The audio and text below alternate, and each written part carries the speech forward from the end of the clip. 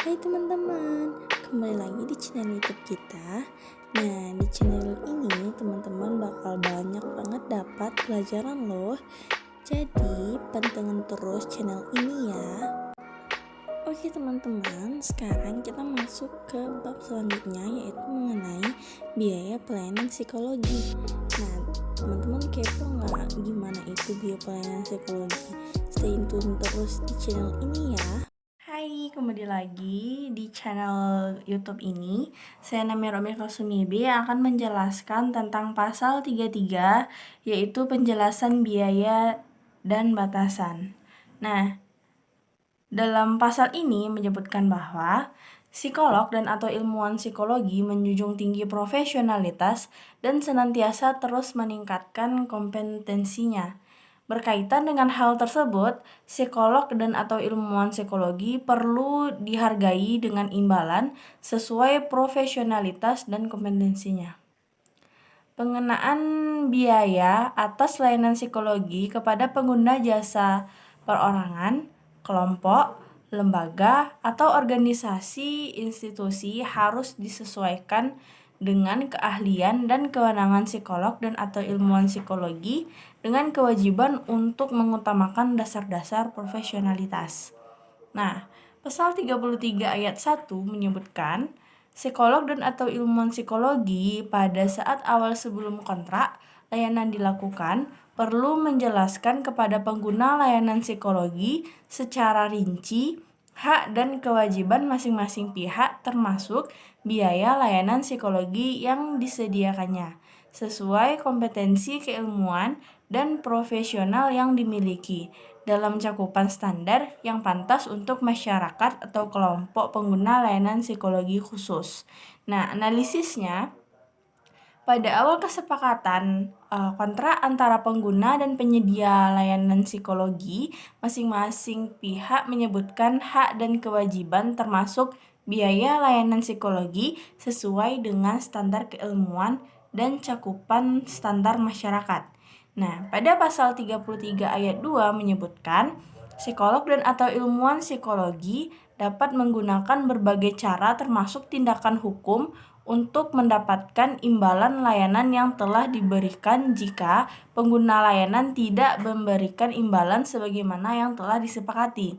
Psikolog dan atau ilmuwan psikologi harus memberitahu pihak yang bersangkutan terlebih dahulu bahwa tindakan tersebut akan dilakukan, serta memberi kesempatan untuk dapat menyelesaikan masalah sebelum tindakan hukum dilakukan. Nah, analisisnya, jika pengguna layanan psikologi tidak memberikan imbalan sesuai yang telah disepakati, maka psikolog dan atau ilmuwan psikologi akan memberikan kesempatan dalam menyelesaikan masalah sebelum diselesaikan dengan tindakan hukum. Pasal 33 ayat 3 menyebutkan bahwa psikolog dan atau ilmuwan psikologi tidak menahan catatan yang diperlukan untuk penanganan darurat terhadap pengguna layanan psikologi hanya atau semata-mata karena imbalan terhadap layanan psikologi yang diberikan belum diterima. Analisanya, jika hanya imbalan dari layanan psikologi belum diterima, maka psikolog dan atau ilmuwan psikologi tidak boleh menahan catatan yang diperlukan untuk penanganan darurat dari pengguna layanan psikologi tersebut.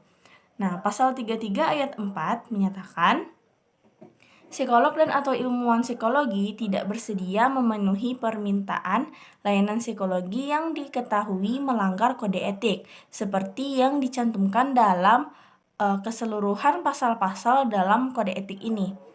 Apalagi menerima imbalan dalam bentuk uang atau bentuk lain untuk pekerjaan tersebut. Analisanya, jika layanan psikologi melanggar kode etik yang sudah tertera, psikolog atau ilmuwan psikologi berhak untuk tidak bersedia memenuhi permintaan dari layanan psikologi tersebut, serta berhak untuk menolak imbalan yang berhubungan dengan pekerjaan tersebut. Nah, pasal 33 ayat 5 menyatakan psikolog dan atau ilmuwan psikologi sebagai bentuk kepedulian pada masyarakat dapat dan baik untuk menjalankan atau terlibat dalam aktivitas-aktivitas penyedia layanan psikologi secara sukarela dengan tetap menjunjung tinggi profesionalitas. Analisanya, di mana psikolog dan atau ilmuwan psikologi perlu dihargai dengan imbalan sesuai profesionalitas dan kompetensinya. Selain itu, psikolog dan atau ilmuwan psikologi sebagai bentuk kepedulian pada masyarakat dapat dan baik untuk menjalankan atau terlibat dalam aktivitas-aktivitas penyedia layanan psikologi secara sukarela dengan tetap menjunjung tinggi profesionalitas. Aisyah Smita dengan NIM 1930306009. Saya akan melanjutkan materi selanjutnya pasal 34 yang membahas tentang rujukan dan biaya. Psikolog dan atau ilmuwan psikologi membagi imbalan dengan profesional lain, atasan dan bawahan. Pembayaran terhadap masing-masing harus berdasarkan layanan yang diberikan dan sudah diatur sebelum pelayanan psikologi dilakukan. Baiklah, mungkin hanya itu yang dapat saya sampaikan. Materi selanjutnya akan dilanjutkan oleh rekan saya. Terima kasih. Saya Naldawati dengan NIM 1930306032 akan menyampaikan materi selanjutnya, yaitu pasal 35 tentang keakuratan data dan laporan kepada pembayar atau sumber dana. Di sini, dalam pasal ini menjelaskan kewajiban psikolog atau ilmuwan psikologi untuk memastikan keakuratan data dan laporan kepada pembayar ataupun sumber dana pelayanan jasa psikologi. Baik, cuma sekian materi dari saya. Assalamualaikum warahmatullahi wabarakatuh. Assalamualaikum warahmatullahi wabarakatuh. Baiklah, saya Nita Seningsi akan menjelaskan pasal 36 tentang pertukaran atau barter.